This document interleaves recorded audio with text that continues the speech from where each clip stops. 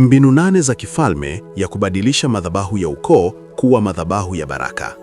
Karibu sana upokee mwanga wa kiroho, tafsiri za ndoto na maombi pamoja na Prophetic Galila. Madhabahu ya ukoo ni mfumo wa kiroho unaoweza kuathiri vizazi. Lakini kumbuka, madhabahu hubadilishwa kwa mamlaka na uamuzi. Huwezi kuishi chini ya kivuli cha zamani ukiwa na ufahamu wa sasa. 1. Tambua kilichojirudia kwenye ukoo.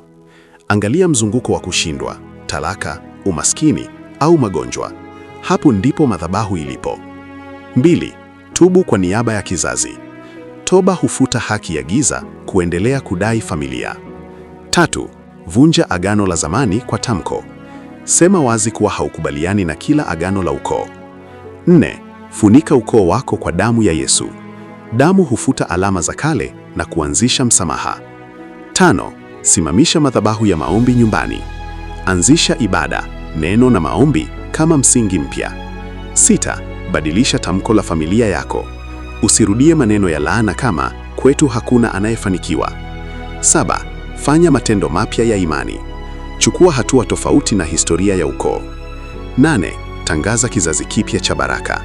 Anza kuombea watoto na kizazi kijacho mapema. Madhabahu hubadilika pale mtu mmoja anaposimama kwa ujasiri. Mara nyingi wewe ndiye kiungo cha mabadiliko katika ukoo wako.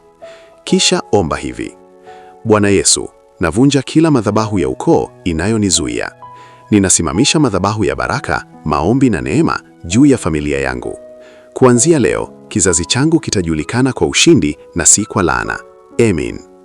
Unahitaji tafsiri ya ndoto yako kwa kina au maombi maalum juu ya maisha yako? Usikae kimya. Karibu moja kwa moja WhatsApp, namba kwenye bio. Jiunge pia na magrupu yetu ya tafsiri za ndoto na maombi, ujifunze zaidi kila siku. Endelea kujifunza, endelea kukua kiroho, ushindi ni wako. Amen.